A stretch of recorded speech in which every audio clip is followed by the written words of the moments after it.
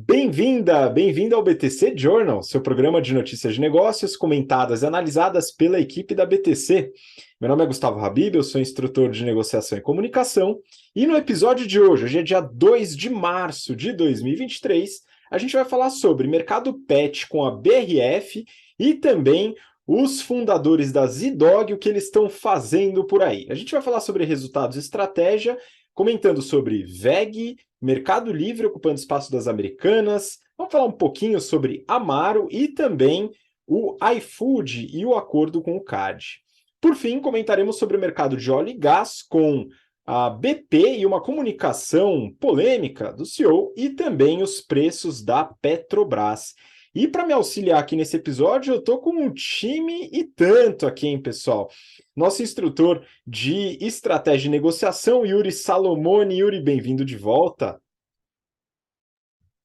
Olá, Habib. Olá, meus colegas de bancada. É um prazer estar aqui com vocês mais essa semana. Bom dia, boa tarde, boa noite, seja lá o momento que você está escutando esse nosso podcast aqui.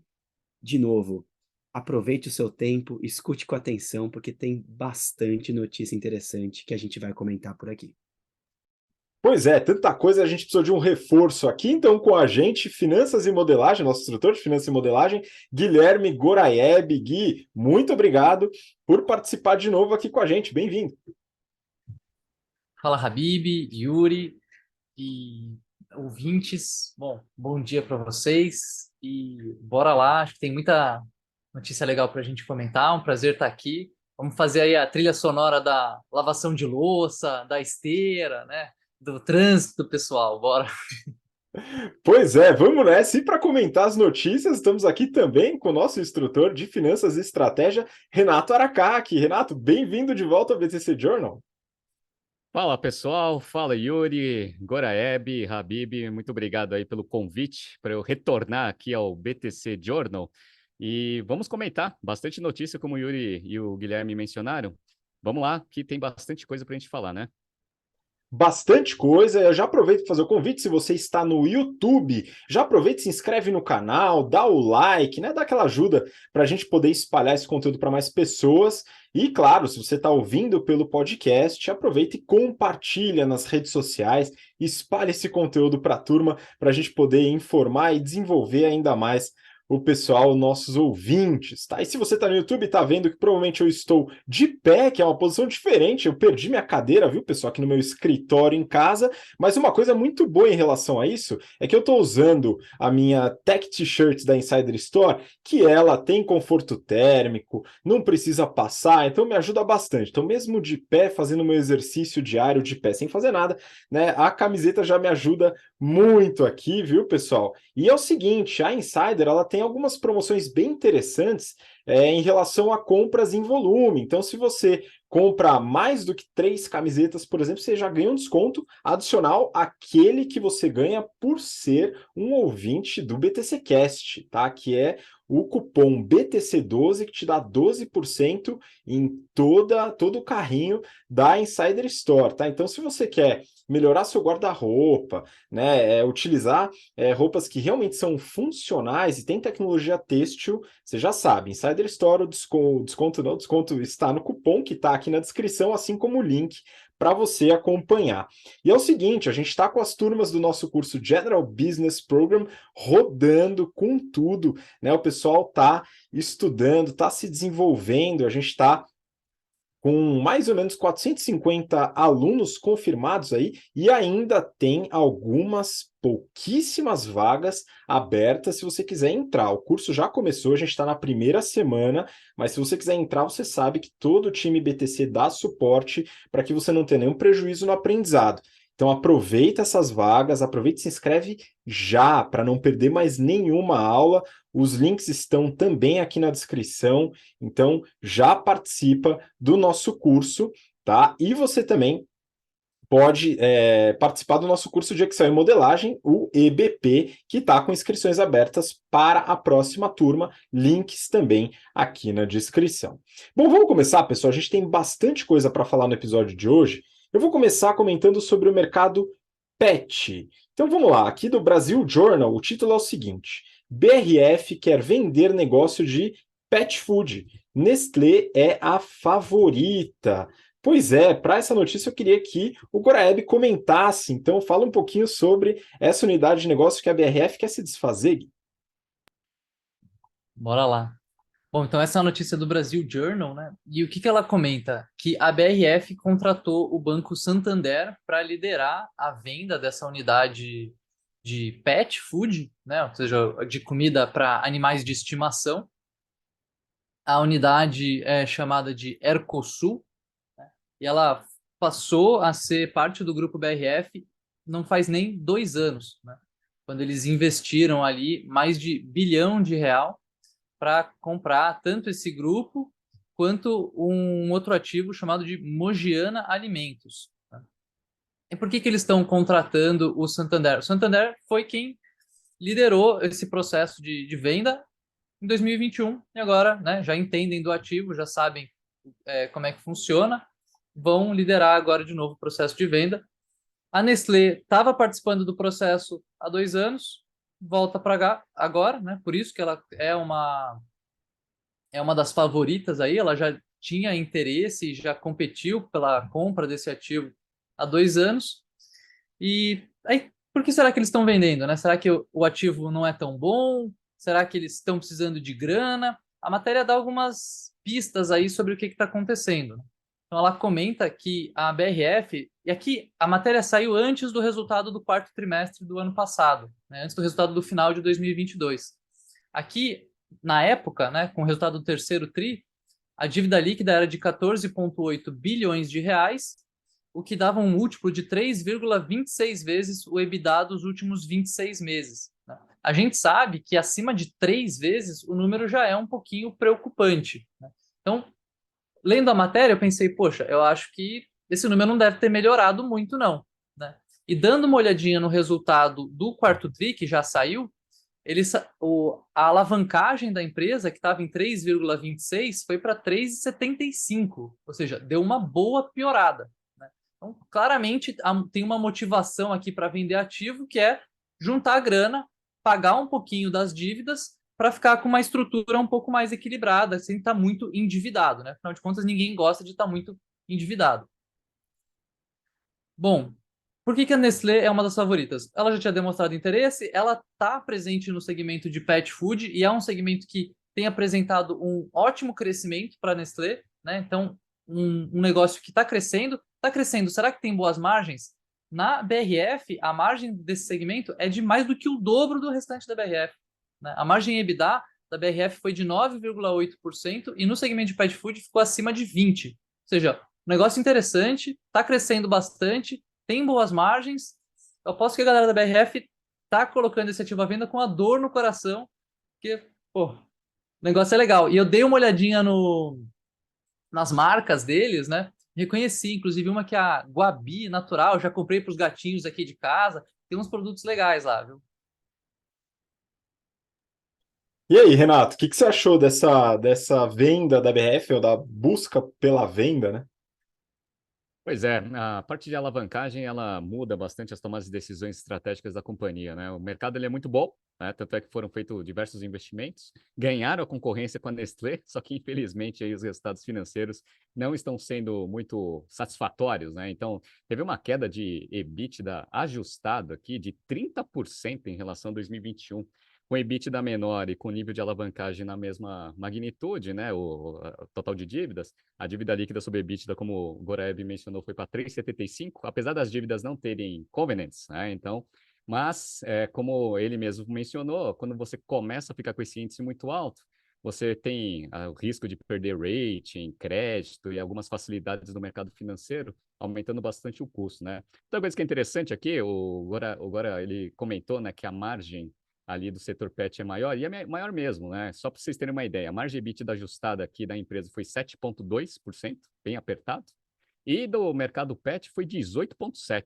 E como o Gora também falou, ano passado essa margem era 23,2%. Então eles estão vendo aí que eles colocaram a mão nesse negócio, tá piorando e tá melhor vender rapidamente enquanto ainda tem gente disposta a pagar um valor bom por ele, né? Pois é, e precisa de um valor bom aí para reduzir essa alavancagem, viu? A BRF conseguir respirar um pouquinho melhor. Mas vocês estão falando do mercado pet, e realmente o mercado ele é forte, ele já enriqueceu muita gente, viu? Muita gente talvez seja uma força de expressão, mas algumas pessoas. Peguei essa notícia do Neofeed, dos pets aos camelos, entre aspas. Fundadores da Z-Dog criam um fundo de 100 milhões de reais. Pois é, Yuri, queria que você comentasse um pouco até sobre esse processo da Z-Dog, mas agora parece que os fundadores, com muito dinheiro no bolso, vão tentar até trocar de setor para investir, né? É isso mesmo, Habib. Vamos ver aí como foi esse movimento. Bom, a Z-Dog, para quem não lembra, ela ficou conhecida aí por ser a Nike do mercado pet, né? Por ser uma empresa com design próprio e produtos produzidos por terceiros. Basicamente aí compararam a Z-Dog no mercado pet à Nike. Ela se expandiu internacionalmente e foi vendida para pets em agosto de 2021 por 715 milhões de reais e deixou aí os seus fundadores milionários. Bom, com esse dinheiro todo, eles têm que fazer alguma coisa com esse dinheiro, né? Porque viajar para os grandes resorts, ficar em casa de perna para o ar e jogar golfe ou tênis, talvez não estivesse nos planos deles como coisas principais a serem feitas com tanto dinheiro assim. Brincadeiras à parte, pessoal, os irmãos Tadeu e Felipe Dias, além do Rodrigo Monteiro, que era o CFO da Zidog na época, e o César Vilares, o César, por exemplo, ele tem relação com o Mark Lehman e empresas como Fazenda Futuro, Strava e Gringa. Bom, eles se juntaram para montar um fundo que nomearam como Camel Farm, que aí vai ter foco em bens de consumo. Bom, esse movimento ele era feito na pessoa física desses investidores. Depois que eles ganharam esse dinheiro todo, passaram a investir ali em pequenas empresas ou em outros negócios, mas agora eles vão institucionalizar esse dinheiro. Com o fundo, eles querem, de maneira mais agressiva, identificar as próximas Z-Dogs do mercado de bens de consumo. Eu entendo essa frase um pouco perigosa, porque fazer algo em outros players que você fez no seu, talvez você só tenha conhecimento naquilo que você deu certo. A gente estava comentando aqui antes, e o Renato usou uma frase que eu vou copiar aqui, Renato, depois você pode usar de novo. Mas basicamente é o seguinte: às vezes você acerta só uma vez na vida. E tudo que você vai enfiar o seu dinheiro pode dar errado. Cuidado com o que você faz com esse seu dinheiro que foi muito suado para ser ganho, né? Bom, eles planejam com esse fundo, o chamado Camel Farm, levantar entre 70 e 100 milhões de reais. Anunciaram que já levantaram para isso cerca de 60% desse montante. E eles dizem que não tem pressa para essa captação, dado que o ciclo de bens de consumo podem ser mais longos. Até aí, beleza. Bom, eu separei aqui três partes dessa análise. A primeira delas, quais são as premissas desses investimentos?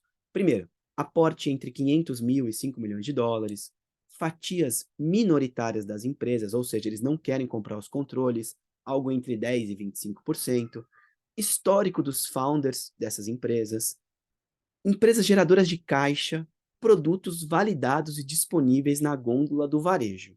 Bom, são premissas boas, né? Eu gostaria de investir nessas empresas também, não vai ser fácil de achar, claro. A segunda parte da análise que eu dividi aqui, como eles ajudarão ao entrar nessas empresas? Investir só dinheiro é uma parte do processo.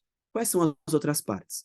Expansão dos canais de venda, supply chain, logística, branding e desenvolvimento de produtos. São aí algumas áreas que eles poderão ajudar, dado as experiências que eles têm. E a terceira parte da minha análise, qual é o foco?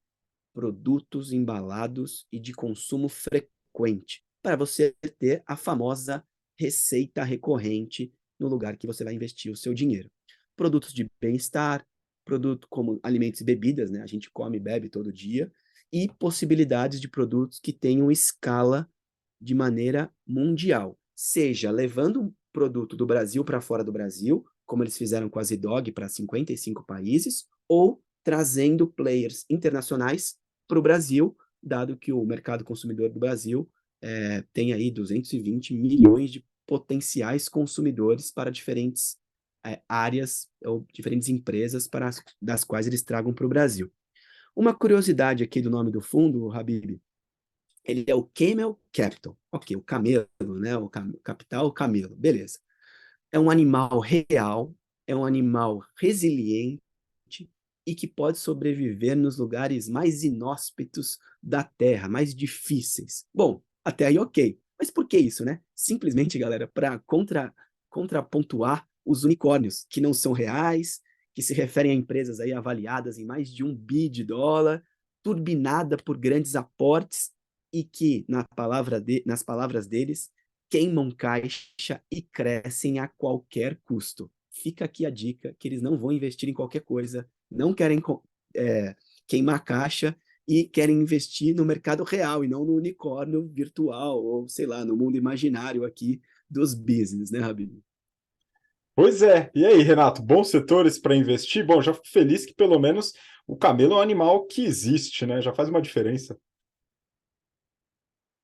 Pois é, provavelmente eles estão enxergando que as grandes empresas de bens de consumo, elas têm dificuldade de inovar. Então, se você fizer investimento ali em alguma marca que tem bastante potencial de expansão, aportar dinheiro e ajudar na estratégia de crescimento, uma janela de saída muito boa, ao invés de fazer abertura de capital, etc., que são, né, os caminhos mais tradicionais aí dos unicórnios, você mesmo, né, com um gerador de caixa, com uma marca bem consolidada, você pode aí escolher várias empresas de bens de consumo para oferecer esse negócio para ter uma saída muito boa, né? Então, provavelmente eles estão enxergando isso, legal, né? Estão dando direcionamento, né, no montante de dinheiro que eles conseguiram ali depois da venda ali para Pets.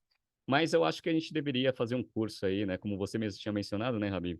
Para como que você se tornando um bilionário, como que você aproveita a vida, né? Porque ultimamente, né, aqui as condições de mercado, tanto no Brasil quanto fora, estão bem inóspitas aí. Aí o camelo, talvez ele seja algum animal que vai se destacar. Vamos ver o que vai acontecer, né? Pois é, essa resiliência é importante, né? E a gente tem alguns exemplos de camelos aí nesse sentido no nosso mercado. E eu vou pegar um agora, que na verdade não é nem camelo, acho que é mais para dromedário, né? De tão resistente que é esse negócio aqui. Brasil Journal. WEG quer dominar produção de baterias de lítio. Pois é, aqui a gente vai falar um pouquinho sobre resultados de empresa, estratégia, saindo aí do que a gente tangenciou como mercado pet. Mas vamos falar um pouquinho da WEG. Então é o seguinte: enquanto boa parte das empresas ou faz reestruturação ou quebram hoje em dia, a WEG ela vai investir 100 milhões de reais na expansão da produção das suas baterias de lítio. Segundo a reportagem, esse investimento ele vai ser direcionado primeiramente para ampliar a capacidade de produção da fábrica já existente, que fica em Jaraguá do Sul, Santa Catarina, e depois, no segundo passo, construir uma nova fábrica na mesma cidade. Com tudo pronto, a expectativa é de aumentar a produção em 10 vezes, se comparado com o que é produzido hoje. Na reportagem, eles falam em relação a esse produto, né, que eles chamam de packs de baterias, que englobam os módulos das baterias, que são as caixas onde elas vão, os tubos de refrigeração e as células de íon lítio, vamos dizer assim, as baterias propriamente ditas, que no caso são importadas. Enfim, sempre o mais legal é importado, né? Mas beleza. Enfim, os produtos eles costumam ser direcionados para veículos pesados, como ônibus e caminhões, e também para sistemas de energia eólica e solar, por exemplo, quando tem armazenamento de energia. Então não são as baterias utilizadas nos veículos elétricos, como Tesla, BYD, assim por diante. Tem outras aplicações que não inviabiliza da WEG fazer isso no futuro, eventualmente. O investimento é de só 5% do CAPEX estimado para esse ano e para o primeiro semestre do próximo, mas dada a tendência de eletrificação, é promissor. E aí, sobre a WEG, vamos dar uma olhada nos resultados rapidinho, mas na reportagem já é colocado que a empresa hoje negocia perto de 24 vezes o EBITDA, sendo que comparáveis fora do Brasil negociam a 15 vezes. Né? Então parece que o pessoal até gosta aí da WEG e está comprando caro, entre aspas, né? Sem fazer uma avaliação aqui de banco de investimento, mas se comparado com as empresas comparáveis de outros países é bastante. Bom, vamos lá, vamos dar uma olhada. Eles fecharam o resultado de 2022 com uma receita de 29,9 bi de reais, um aumento de quase 27% em relação a 2021. E dessa receita, quase metade, um pouquinho menos da metade é mercado interno, e um pouquinho mais da metade é exportação. Então aqui tem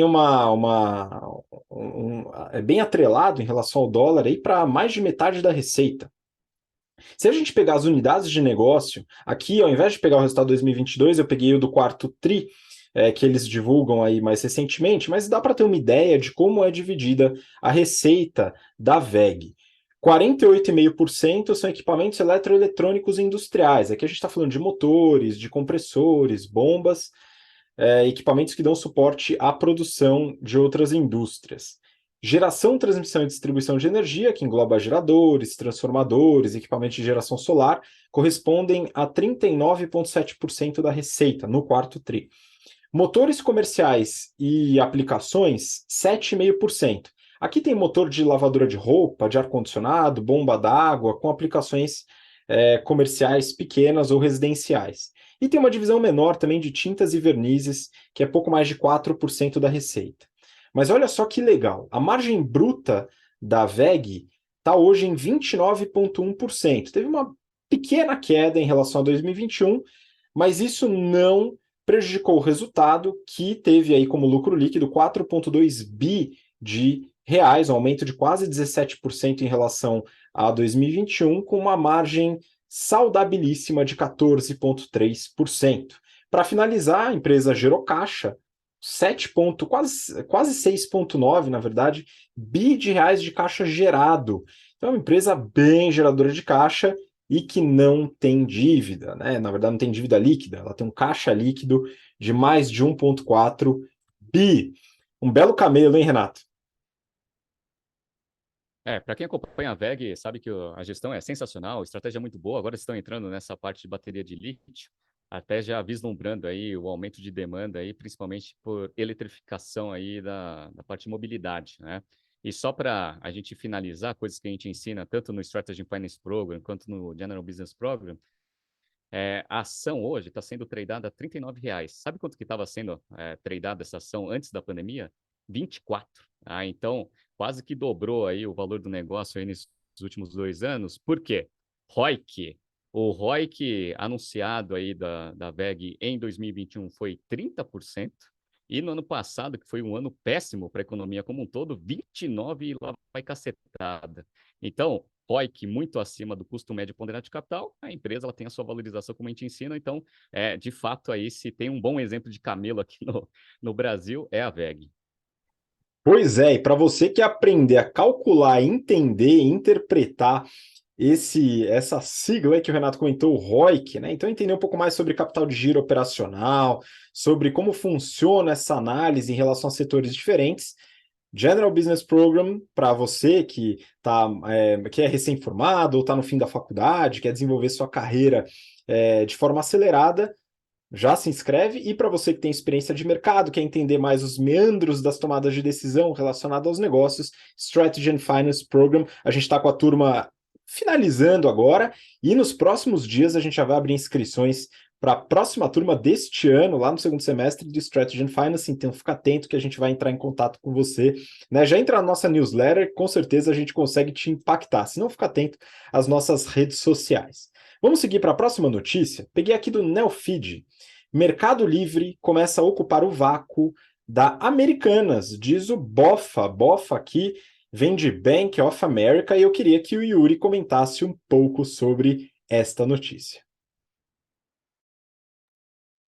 Vamos lá, Habib, dividir um pouco sobre este movimento que a gente tem acompanhado no mercado. Bom, na última sexta-feira, no dia 24 de fevereiro, o Mercado Livre divulgou o balanço deles e, pelas análises dos bancos, dos analistas, houve um destaque para fatores como os indicadores acima das estimativas previstas lá anunciadas em 2022. Além disso, o Bank of America ele ampliou a perspectiva sobre o Mercado Livre. Isso, claro, relacionado aí aos ganhos que podem capturar, que eles podem capturar daqui para frente a partir das mudanças de cenários competitivos, desde quando o caso Americanas veio a público e ela pediu recuperação judicial. Bom, dados que corroboram essas análises. Então, entre o quarto trimestre de 2022 e janeiro de 2023, o tráfego de acesso no segmento ele aumentou de 3,5% para 24,5%. Então, praticamente 7, 8 vezes maior aí, atrás apenas da Shopee, que está com fluxo alto, um pouquinho acima dos 24,5%. Bom, a fatia da Americanas, olha isso, é desesperador ler um número desse. Ela caiu de 56% de tráfego para 5,4%. Galera, são 10 vezes queda aí. É muita coisa. Então, uma empresa, mesmo em recuperação judicial, vai enfrentar muitas dificuldades para sair dessa. Não vai ser fácil para Americanas retornar ao patamar que ela um dia esteve. Bom, os analistas, eles estimam crescimento de GMV, incremento de EBITDA, além de 30% no crescimento do número de marketplaces na plataforma aqui no Mercado Livre. É até óbvio entender isso. A empresa que anunciava, usava o marketplace da Americanas, vendia, tinha uma receita, tinha um cliente, vai ter que procurar outros players para anunciar o seu produto, ou incrementar vendas nos outros canais que ela tem. Parte deles, o próprio marketplace. Eu usava o marketplace da Americanas, agora eu uso o marketplace do Mercado Livre e tento manter a minha rentabilidade. Então, o impacto não é só na Americanas e nos fornecedores da Americanas, é também nos clientes que vão mudar aí aonde compram, como compram, vai impactar também a vida desses vendedores. Marketplace anunciam em diferentes plataformas. Bom, com todo esse cenário aqui, o Bank of America ele ampliou a projeção de lucro por ação do Mercado Livre de 9,15 dólares para 12,18 dólares agora em 2023 e recomendou compra do papel. Também projetou ali para 2024 um aumento, mas eu prefiro esperar. Vamos analisar o mercado para avaliarmos essas projeções de valores de ações crescendo ou diminuindo, mas boa sorte às empresas que usavam Americanas como marketplace e estão buscando novas oportunidades em outros players. Para você também está difícil. E aí eu gostaria de pedir o comentário aí do Aracaki para ver o que a gente pode tirar de lição dessa história toda, Aracaki. Bora. Bom, era meio óbvio que isso ia acontecer, né? O tráfego do site ali do americanos.com ia para algum lugar, né? Foi feito um estudo que a maior intersecção de tráfego existiria no Mercado Livre.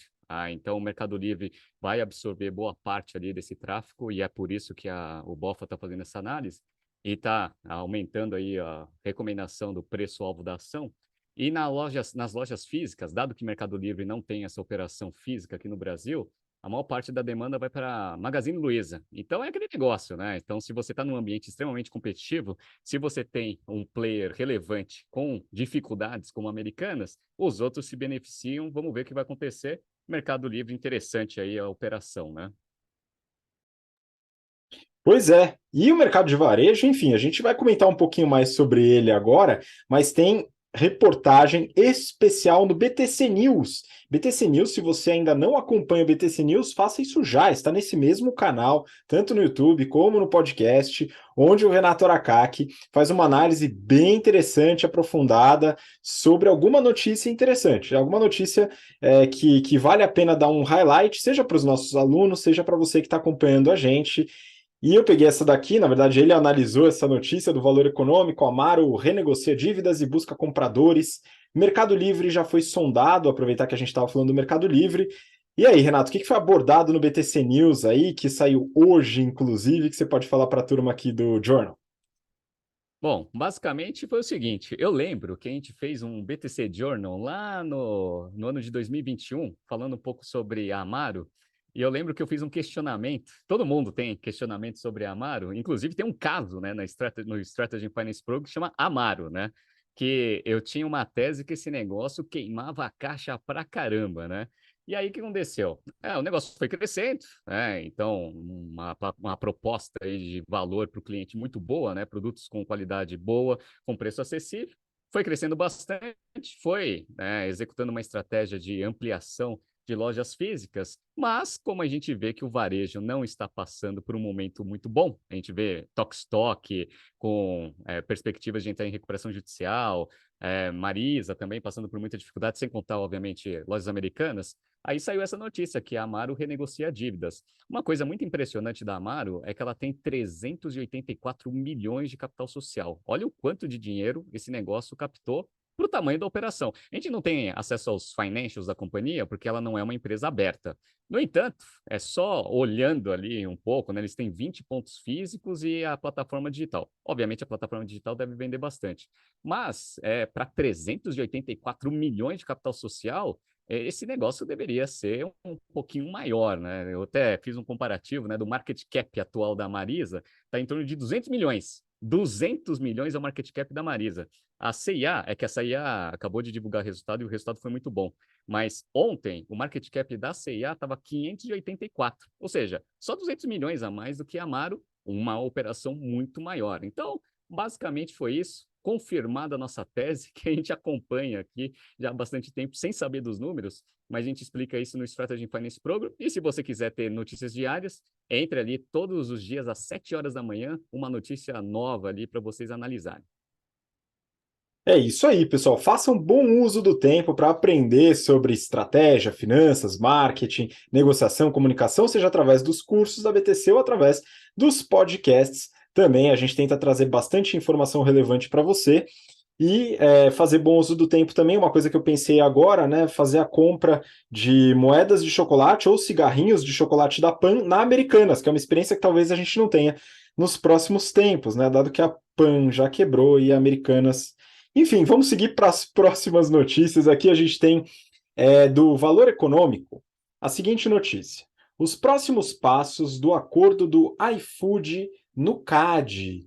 E para acompanhar essa notícia é o seguinte: eu tenho aqui, Gui, uma reportagem do blog do iFood. Contrato de exclusividade de restaurantes com iFood, o que muda após o acordo com o CAD. E aí eu queria que você comentasse sobre esse acordo. O Renato Aracaki já fez também uma análise sobre esse tema no News, mas eu queria que você trouxesse aqui algumas informações adicionais com uma notícia que chegou depois de eu ter montado a pauta aqui, que também vale a pena comentar. Então, pode começar sobre iFood. Boa, vamos lá. Então a gente tem notícia no Valor, né, falando sobre os próximos passos do iFood e o seu acordo com o CAD. A gente tem aí a reportagem no próprio blog do iFood, dando mais detalhes sobre o acordo. E temos, né, a notícia quentinha de ontem: o iFood anunciou um layoff, né? Mais um layoff aí no mercado de tecnologia. Primeiro vamos falar do acordo do iFood com o CAD, né? Então, o que que é? Eles assinaram no dia 8 de fevereiro um termo de cessação de conduta, ou seja, um TCC, né? Onde eles se comprometem a fazer, enfim, a agir de maneira diferente, em especial quando a gente fala dos contratos de exclusividade que o iFood tem com alguns grandes restaurantes, como McDonald's, Habib's.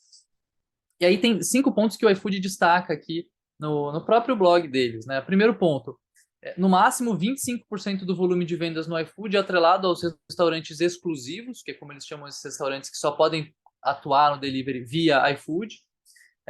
Nos novos contratos, a exclusividade é limitada a 2 anos, depois esse restaurante precisa ficar 1 ano sem exclusividade, para depois, pelo que eu entendi, pode fazer de novo. Mas o termo aqui do TCC, né, esse acordo com o CAD, tem duração de 4 anos.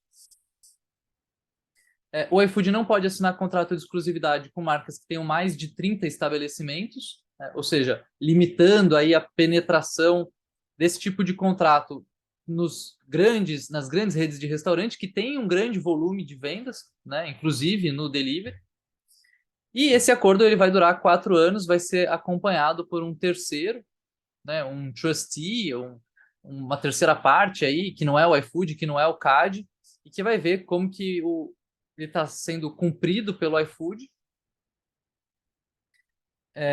Qual que é a ideia do CAD aqui, né? Da onde que vem esse TCC? Acho que o Renato mesmo comentou aí num BTC Journal sobre isso surgiu da RAP, né? Surgiu de uma ideia da RAP de conseguir ser mais competitiva porque ela não conseguia entrar nesses grandes restaurantes.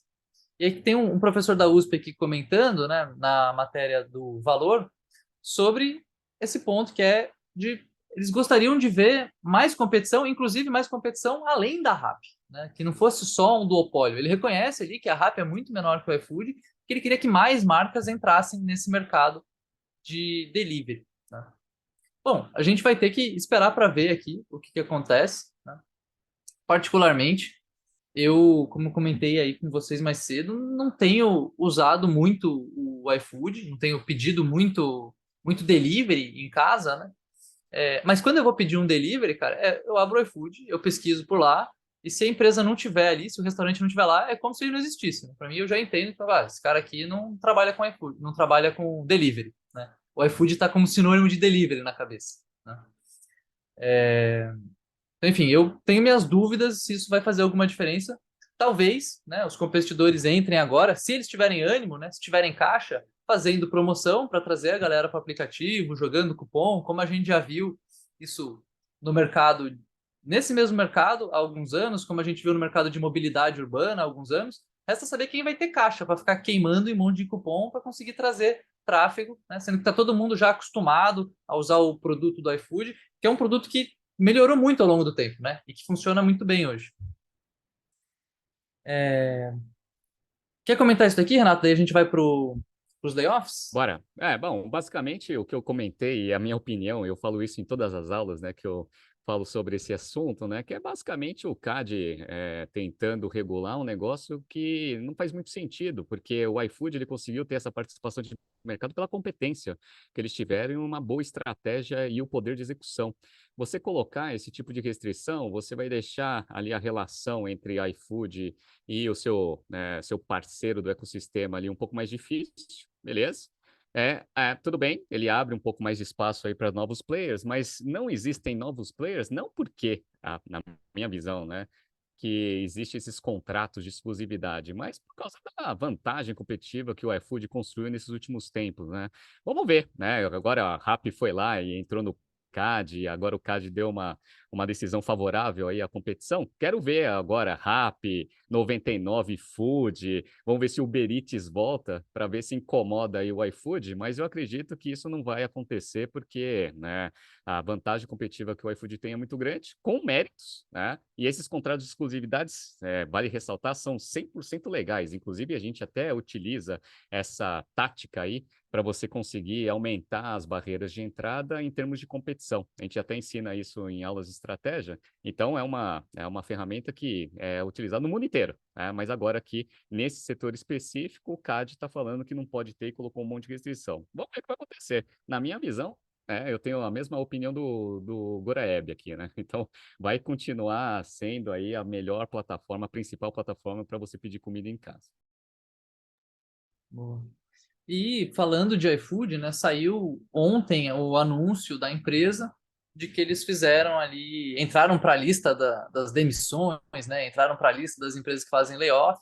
Eles demitiram 355 funcionários, que representa cerca de 6% da força de trabalho no Brasil. Então, pensando em representatividade, né, não é algo assim, tão relevante assim, né? Mas óbvio, né? Para as 355 pessoas que foram demitidas é uma mudança grande, é algo relevante. O próprio Diego, né, um dos diretores ali do iFood, postou no LinkedIn, explicou um pouquinho do movimento, né? Falou que eles estão realocando ali estrategicamente, mudam um pouco as apostas que eles estão fazendo, os investimentos que eles estão fazendo. E aí isso, né? Algumas pessoas ali acaba que as posições delas deixaram de existir. Para mim não tem um grande destaque aqui, é algo que a gente tem visto uma certa recorrência, infelizmente, né? Porque obviamente é ruim para quem passa por isso.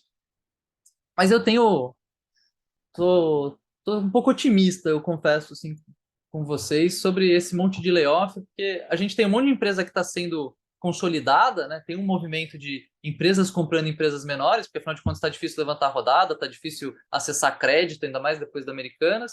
E a gente tem um monte de profissional indo para o mercado porque está passando por layoff. A gente pode ter um monte de startup nascendo aqui, startup bootstrap aí, startup mais no estilo camelo que no estilo unicórnio, né, de queimar dinheiro a rodo, mas a gente pode ter muito produto legal nascendo aí nos próximos meses, né? Então, fico com essa esperança aí, pelo menos. Pois é, eu também torço pela realocação breve aí do pessoal que esteve no layoff ou, eventualmente, empreendendo, como o Gui acabou de comentar. E só para finalizar, um breve comentário em relação aos contratos de exclusividade, ao TCC que vocês conversaram, né? E complementando o que o Renato comentou, a gente já havia analisado essa discussão em relação ao iFood e o CAD no BTC Journal, o Renato também comentou no BTC News, e de fato, né, é uma discussão sobre quem vem primeiro, o ovo ou a galinha, né? Não haveria poder de barganha suficiente ao iFood para desenvolver contrato de exclusividade se não houvesse desenvolvido vantagem competitiva estratégica anteriormente, tá? Então isso é uma coisa que a gente discute até nas aulas de negociação, que o Yuri está ministrando aí e colocando os alunos para trabalhar, viu? O negócio está pesado, hein? Yuri não pega leve, não. Enfim, vamos aqui aproveitar que eu falei do Yuri para a próxima notícia, já entrando no mercado de óleo e gás. E eu vou começar com essa primeira aqui do valor econômico. Investir mais em petróleo é bom para a transição energética, afirma CEO da BP. Então, Yuri, você agora que foi requisitado, por favor, comente sobre esta comunicação do CEO.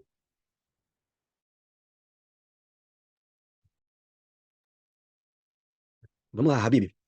Bom, o que está acontecendo nesse mercado de óleo e gás? Vamos primeiro caracterizar a empresa e a pessoa sobre a qual a gente vai falar. BP é a British Petroleum, é uma multinacional sediada no Reino Unido, é uma das maiores do mundo de óleo e gás, né, de petróleo. Bom, uma das líderes mundiais em exploração, desenvolvimento e produção de petróleo. Bom, o CEO, ele é um irlandês que prometeu encerrar o relacionamento da BP, por exemplo, com a Resneft, que é uma gigante estatal russa do mercado de energia. Isso no meio ali da invasão da Rússia na Ucrânia em 2022. Mas olha só como esse mercado é gigantesco, né, em cifras, mas muito pequeno em pessoas e empresas. O CEO da BP atualmente, ele já foi um membro do conselho da Rosneft, com quem ele agora anunciou que vai romper. Ele foi até fevereiro de 22, membro desse conselho. Bom, a pessoa, o CEO aqui, ele vai receber 11,4 milhões de libras de bônus como resultado da subida dos preços do petróleo em 2022. E aí a notícia diz, né, que ele tem problemas com o meio ambiente e afins, mas de verdade, uma pessoa que recebe 11,4 milhões de libras como bônus tem, no mínimo, um conflito de interesse para atingir essa expectativa do mercado. Mas vamos lá. Ele, como CEO da BP, comunicou que, abre aspas, reduzir oferta sem reduzir demanda inevitavelmente leva a picos de preços. Picos de preços levam à volatilidade econômica. E essa volatilidade econômica leva a riscos de minar o apoio popular à transição. Bom, no limite, ele tem razão nessa forma de expor essa ideia. Pela primeira vez no ano de 2022, isso eu fiquei sabendo com essa notícia, por isso que eu sempre digo, escutem o BTC Journal, leiam as notícias. Eu não sabia, acabei de aprender uma coisa nova aqui, né? O investimento em energia limpa nesse ano se equiparou ao financiamento de combustíveis fósseis no período. Isso de acordo com a Bloomberg, que é o meio de comunicação aí que a gente acredita que está falando a verdade. Bom, para atingir a meta do Acordo Climático de Paris, os cortes no uso dos combustíveis fósseis, ele deveria estar muito maior e não está acompanhando, de novo, a expectativa do mercado. Teve essa conferência do petróleo, do gás. Do lado de fora da conferência, manifestantes em prol do meio ambiente bloqueavam a entrada das pessoas que iam participar da conferência, sobre aquele tema, gritavam para indicar o Bernard Looney, que é o CEO da BP, para a AIA, que julga os crimes contra a humanidade, como se usar combustíveis fósseis, ele deveria ser criminalizado por tal assunto ou por defender os combustíveis fósseis. Lembrando que a gente, ao viajar de avião, andar de carro, ônibus, ou da maioria dos meios de transporte, utilizamos combustíveis fósseis também. Enfim, já do lado interno da conferência, o Bernali recebeu críticas de empresas de energias renováveis, como a X-Links, por exemplo, que é liderada pelo Simon Morris, que disse que os planos da BP de continuar investindo em combustíveis fósseis mostram que ela não está se movendo rápido o suficiente para lidar com as mudanças climáticas. Bom, a gente teve recentemente aí no Brasil problemas graves, né, com a questão das encostas no litoral norte de São Paulo, sul do Rio de Janeiro. A gente tem visto vários problemas climáticos. Parte disso é tentado provar cientificamente que diz respeito ao consumo de combustíveis fósseis e afins, mas a gente, como ser humano do mundo, temos que tomar cuidado, avaliar essas informações e julgar se você está fazendo a sua parte para ajudar também. De novo, por que eu estou falando tudo isso? Essa semana, aqui no Brasil, foi anunciado a correção dos valores da gasolina, do diesel e do álcool aqui para nós que abastecemos com combustíveis fósseis os nossos carros aí em sua maioria. Bom, aumentou o imposto, reduziu o preço na refinaria, deram muitos problemas, mas a gente no final não foi beneficiado por tal valor. E reclamamos. Ou alguém, algum ouvinte que diz, não, tudo bem, eu vou pagar mais caro agora, tá tudo tranquilo. Nós estamos reclamando disso. Então, quando a BP avalia que se diminuir a oferta e manter a demanda, vai ter um pico de preço, efetivamente, e esse pico de preço, nós, consumidores, iremos reclamar. De novo, eu não estou aqui julgando se está certo ou se está errado. O que eu peço a vocês, ouvintes, façam as suas análises, julguem aí as suas tomadas de decisões e os seus consumos e vejam se você também faz a sua parte. A situação complexa, hein, Renato? O pessoal precisa escrever bem essa comunicação, a gestão de crise, porque parece um paradoxo quase o que o Yuri falou, né? Pois é, eu acho que as coisas elas precisam ser feitas no seu tempo correto, né? Acho que acelerar processos só traz malefícios maiores do que benefícios, né? Então, eu acho que, como o Yuri falou, a frase do senhor está correta, né? Então, você vai fazendo essa transição conforme as energias renováveis vão começando a ganhar mais espaço aí na nossa economia, porque se você fizer isso de uma vez só, aí todo mundo sofre, né? A gente está vendo aí nesses últimos 2 anos inflação para todo lado, inflação na Europa, as empresas europeias estão passando por muita dificuldade por causa do aumento aí das commodities energéticas, e isso obviamente prejudica toda a população no curto prazo, tá? Então, eu acho que fazer esse negócio de forma cadenciada no tempo correto é a melhor forma. Tem que ver se o pessoal vai ter paciência, né? E como você falou, é um paradoxo, né? Vai ter gente ali, né, muito a favor do meio ambiente, querendo mudanças rápidas, mas, né, a gente sabe que se você faz isso de forma descoordenada, a economia sofre bastante e nós, no final ali, é que sofremos aí com esse tipo de transição feita sem muito planejamento. Vamos ver o que vai acontecer. Exatamente. E já puxando aqui que o Yuri comentou sobre a Petrobras, os preços aqui no Brasil, vale a pena então já partir para a última notícia do BTC Journal de hoje. Valor econômico. Petrobras reduzirá preços de gasolina e diesel para as distribuidoras. Bom, eu vou começar do começo, pessoal, só para a gente contextualizar mesmo essa notícia. Vamos lá do básico. A Petrobras é uma empresa de capital misto, ou seja, parte dela é estatal, parte privada. No caso, a parte estatal também é controladora, ela possui mais de 50% das ações com direito a voto. Vem aqui um parênteses, em abril, provavelmente a Petrobras vai fazer com que assumam novos conselheiros aí, que vai mudar também esse aspecto da tomada de decisão. Continua com o controle estatal, apesar de boa parte do capital ser privado. A parte privada, ela possui como principal interesse a valorização da companhia. Lucro, geração de caixa, se a gente puder simplificar. A parte pública, apesar de também gostar do caixa gerado, também tem como principal interesse a segurança energética do país, visando disponibilizar combustível e outros derivados do petróleo a preço acessível para o povo brasileiro. Na teoria, é um claro conflito de interesses. Já na prática, também.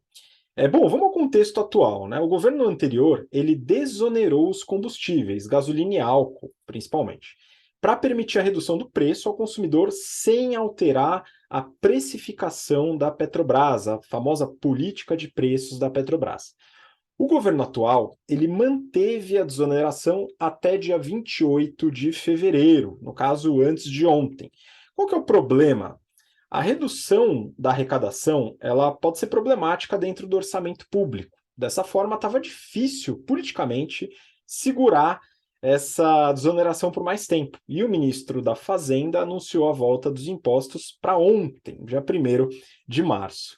O Renato até comentou, antes da gente comentar aqui, que já viu que o preço subiu lá no posto, hein, pessoal?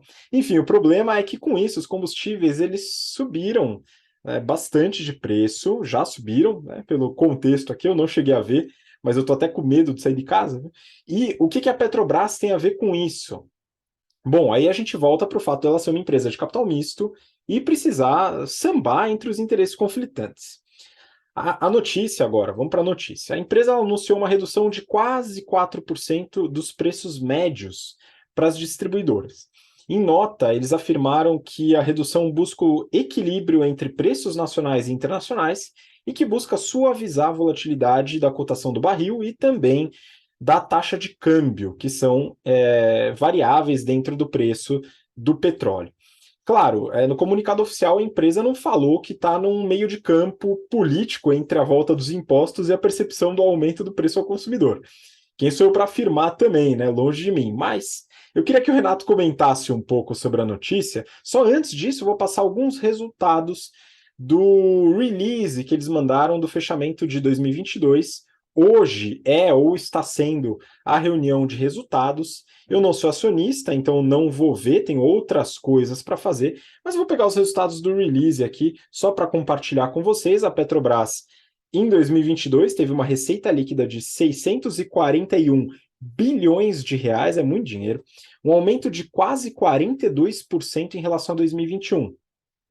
Aqui envolve um dólar médio de venda que caiu de 5,4 para 5,16 e o Brent que subiu de 70 para 101. Brent seria a referência do preço do barril do petróleo cru.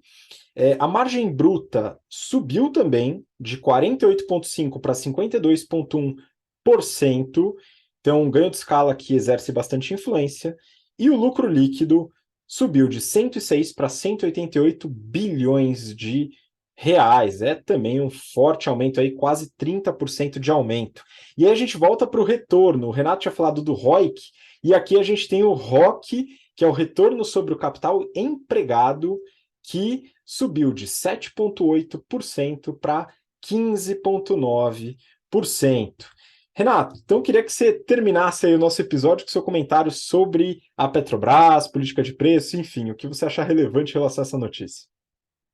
Bom, basicamente, a Petrobras mostrou que eu sou da época que um melhor negócio para você investir é uma empresa de petróleo bem gerida, né? E aí o segundo melhor negócio para você investir é uma empresa de petróleo mal gerida, né? Então a Petrobras ela está mostrando exatamente isso, né? O resultado foi espetacular, como você mencionou. Ela já aprovou a distribuição de dividendos. Só em 2022, 215 milhões aqui de dividendos, foi a segunda maior pagadora de dividendos do mundo. Só perdeu para BHB. Olha que interessante, né? Então, é uma empresa que, se bem gerida, ela traz bastante resultado, mas tem aquele conflito de interesse que eu já comentei aqui. Eu sempre falo que eu não sou nem contra a empresa estatal, muito menos contra a empresa privada. Eu sou contra a empresa de economia mista, né? Que eu falo que você consegue reunir o pior dos dois, né? Você tem o pior da gestão pública com o pior ali da visão das empresas privadas. Então, a Petrobras agora está, provavelmente, né, indo um pouco mais aí para o lado do governo. Tanto é que o anúncio foi feito no mesmo dia, né? Então, assim, no mesmo dia você reonera os impostos e aí baixa o negócio, obviamente isso foi combinado, né? Não foi, putz, que que coincidência, né? A gente decidiu anunciar tudo no mesmo dia, né? Então a gente viu que vai existir uma coordenação aí. Vamos ver. Espero que a Petrobras não volte aí aos anos de 2014, 2015, quando ela tinha mais de 500 bilhões de reais de dívida, uma empresa praticamente ali sem liquidez. Atualmente a dívida dela está em 41. Então fez bastante plano de desinvestimento, melhorou bastante a gestão, tá uma máquina de dinheiro, mas vamos ver a perspectiva para o futuro. Como você também falou, não é acionista, eu também já não sou mais acionista da Petrobras, então para mim tanto faz, eu fico preocupado com o preço da gasolina, que eu já vi aqui no posto aqui do lado, ó, era R$ 4,77 a gasolina ontem, já está R$ 5,50. Então vamos sofrer, e tem a ver com o que o Yuri tinha comentado também sobre a transição energética, né? Então eu estou, né, muito puto da vida, né, porque agora o meu custo vai aumentar. Creio eu que as pessoas também não estão muito felizes. Pois é, e com essa notícia a gente finaliza o BTC Journal de hoje. Renato, muito obrigado pelo retorno aí, pela participação e os comentários. Muito obrigado, pessoal. Obrigado por me receber. Vamos ver se a gente mantém uma frequência aí para os próximos BTCs News. BTCs Journal, desculpa. Boa, certamente estaremos por aqui. Gui, muito obrigado de novo pela participação. Espero vê-lo nos próximos episódios novamente. Boa, eu que agradeço. É um prazer estar aqui com vocês, dividindo a bancada. E vamos ver, agenda permitindo, estaremos aí. Muito bom, Yuri também, de novo, né? Você já está cativo aqui, já está membro vitalício. Obrigado de novo pela participação. Manda um abraço para a turma aí. Obrigado, Habib. Obrigado, colegas de bancada, todos os ouvintes que ficaram com a gente até aqui o final desse episódio. Semana que vem tem mais e até mais. Tchau, tchau. E muito obrigado você que nos acompanhou até agora, pelo interesse, pela paciência. Nos vemos na próxima semana para mais um episódio do BTC Journal. Um grande abraço, até lá. Tchau, tchau.